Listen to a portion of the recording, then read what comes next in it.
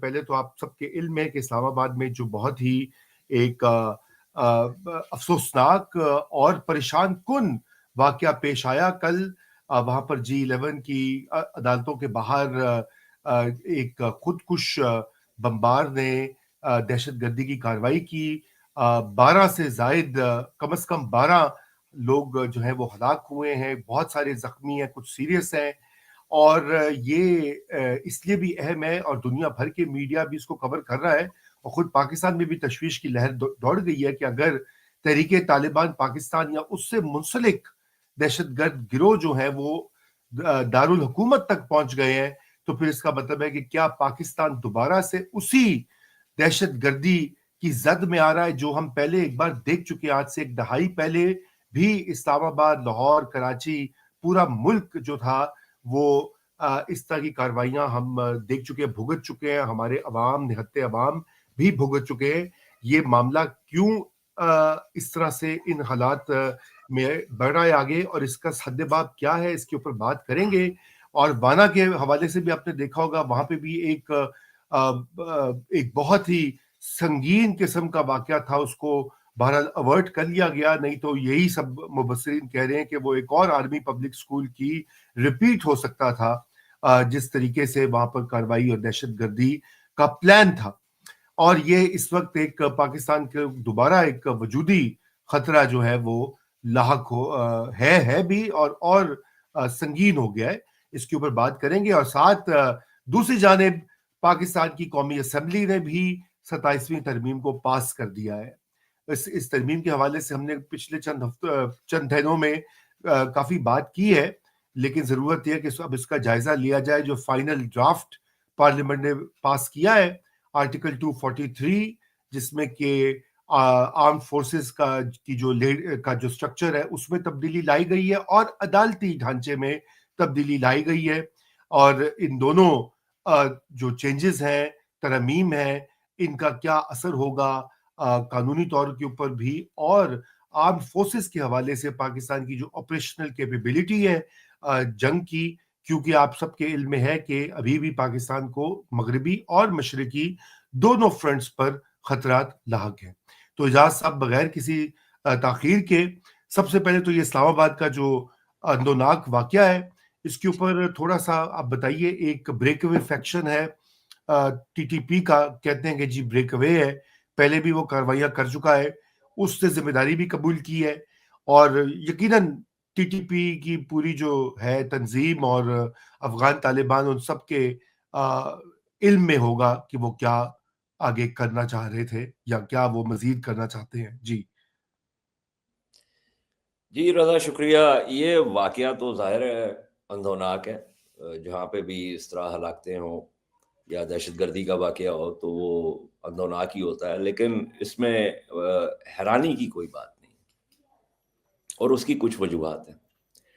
ایک تو میں پہلے یہ بات کرنا چاہوں گا کہ یہ جو آپ نے کہا کہ بریک اوے، یہ جو احرار والا جو معاملہ ہے، یہ کوئی بریک اوے شریک اوے نہیں ہے. اس کی 2-3 وجوہات ہیں. ایک تو یہ ہے کہ جو افغان طالبان ہیں جو کہ اس سارے معاملے کے پیچھے ہیں، اس میں بھی کوئی شک و شبہ کی کوئی گنجائش نہیں ہے. ایک تو چونکہ ان کی پاکستان کے ساتھ بات چیت ہوئی ہے، سیز فائر کا معاملہ ہے، معاملات جو ہے وہ درستگی کی طرف تو نہیں گئے، لیکن ایک تھوڑا سا ایک ٹھہراؤ جو ہے وہ آ گیا. تو وہ جو ہے اس ٹھہراؤ کی وجہ سے چونکہ جو خوارج ہیں ان کو انہوں نے پناہ دی ہوئی ہے، تو خوارج نے جو ہے وہ ڈائریکٹلی تو ذمہ داری قبول نہیں کی، اور یہ ان کے سر پہ منڈ دیا کہ یہ احراری گروپ جو ہے یہ.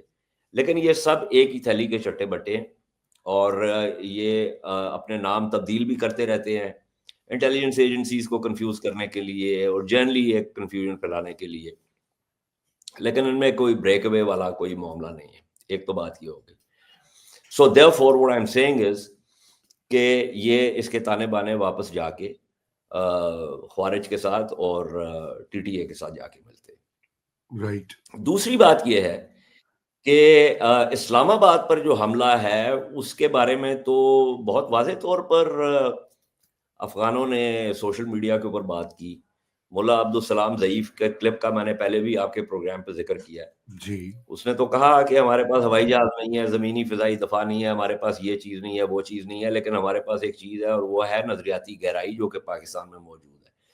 اور اس کے اندر امپرووائزڈ ایکسپلوسو ڈیوائسز اور خودکش، جس کو یہ استشہادی حملہ کہتے ہیں، یہ بیانیہ کا معاملہ ہے نا. تو شہید سے استشہادی حملہ جو ہے وہ یہ انہوں نے، چونکہ ان کا جو فقہ افغانیہ ہے، جو ان کی شریعت افغانیہ ہے، اس کے اندر انہوں نے فیصلہ کیا ہے. اس کے اندر جو بنیادی چیز ہے وہ یہ ہے کہ آپ آپ نے جو وانا کی آپ نے بات کی، تو وانا جو ہے وہ پیریفری پر ہے. اسلام آباد جو ہے وہ دارالحکومت ہے، اس کو صحیح. آپ ہارٹ لینڈ سمجھ لیں. اور اس کے اندر یہ تھا کہ اگر کابل پر حملہ ہوگا تو پھر ہم حملہ کریں گے اسلام آباد میں. جی ہاں. تو یہ اسی کا تسلسل ہے.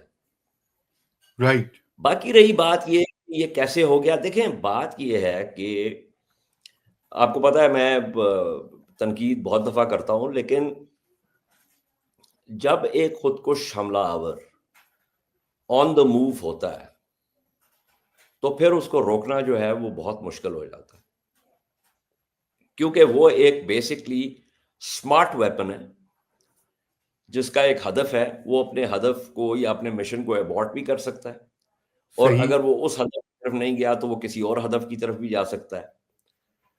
تو وہ اس طرح کے تمام حملے جو ہے وہ روکنا وہ بہت مشکل کام ہے، قریباً ناممکن ہے. دوسری بات یہ ہے کہ بہت سے حملے روک دیے جاتے ہیں، لیکن جو حملے رک جاتے ہیں وہ کہانی نہیں بنتے. Of course. جی. کہانی بنانے کے لیے حملے کا کامیاب ہونا ضروری ہے. درست. اب مثال کے طور پر اگر یہ حملہ جو ہے یہ ناکام ہو جاتا، یا اس حملہ آور کو حملہ کرنے سے پہلے گرفتار کر لیا جاتا، یا اس کو مار دیا جاتا، تو یہ کوئی اتنی بڑی کہانی نہیں بننی تھی، یا بالکل بننی ہی نہیں تھی. تو اس لیے یہ جو اسپیکٹیکل کریٹ ہوتا ہے، دیکھیں نا، دہشت گردانہ حملہ جو ہے نا، اس کا بنیادی مقصد یہ ہوتا ہے کہ پیغام کیا دیا جائے. پیغام یہ دیا جائے کہ ہم جب بھی اور جس وقت بھی جہاں بھی چاہیں گے ہم حملہ کر سکتے ہیں. صحیح. یہ پیغام ہے جس کو آپ انگریزی میں سگنلنگ کہتے ہیں. ہاں جی. مطلب یہ ایک ٹیکٹیکل سگنلنگ بھی ہے اور یہ ایک اسٹریٹجک سگنلنگ بھی ہے. تو وہ انہوں نے کی. اچھا، اب بات یہ ہے کہ جو میں نے عبدالسلام ضعیف کے کلپ کی بات کی، جس نظریاتی گہرائی کی وہ بات کر رہا تھا، ہاں. اور اس نے کہا کہ وہ نظریاتی گہرائی سے کیا مراد کیا ہے. مراد یہ ہے کہ یہ جو نظریہ ہے یہ پاکستانی معاشرے کے میں بھی سرایت کر چکا ہے. اب آپ نے دیکھا یہاں پہ جو معاملات ہوئے، سوات میں ہوئے، اپنا دیر بالا میں ہوئے، دیر زیری میں ہوئے، باجوڑ میں ہوئے، مومند میں ہوئے، خیبر میں ہوئے، اورکزئی میں ہوئے، کرم میں ہوئے، شمالی وزیرستان میں ہوئے، جنوبی وزیرستان میں ہوئے، اور اسلام آباد کے تو ہارٹ آف اسلام آباد میں جو سارا معاملہ لال مسجد والا ہوا. آپ کو معلوم ہے کہ لال مسجد کا جو واقعہ تھا اس سے پہلے لال مسجد کا جو مولوی تھا اس نے ایک فتویٰ جاری کیا تھا جس کے اوپر قریباً if I remember correctly وہ 400 جو ہے وہ دیوبندی جو ہے وہ مولویوں کے دستخط تھے، جس میں یہ کہا گیا تھا کہ فوج جو ان مجاہدین کے خلاف لڑ رہی ہے وہ پرویزی لشکر ہے، ہاں جی. ہاں جی. اور اس میں جو بھی نہیں ہے. تو یہ اس قسم کے، اور اس زمانے میں بہت کنفیوژن تھا. اب خدا کا شکر ہے کہ وہ کنفیوژن نہیں رہا، لیکن یہ وہاں سے بھی ڈائریکٹ ہو رہا ہے اور یہاں پہ بھی ان کے جو ہے فیسیلیٹیٹرز موجود ہیں. تو اس لیے لا انفورسمنٹ کے لیے یہ ایک بہت مشکل معاملہ ہے. اگر تو یہ ہونا کہ یہاں پر کوئی بھی ان کا نظریاتی حلیف نہ ہو ہاں تو پھر تو یہی یہ تو معاملہ بات ہے. بالکل بالکل. یہ لیکن نظریاتی پھر بھی مشکل ہوگا. نہیں ہے کہ آسان ہو جائے گا، مشکل ہوگا یقیناً، لیکن اتنا مشکل نہیں ہوگا جتنا اس وقت.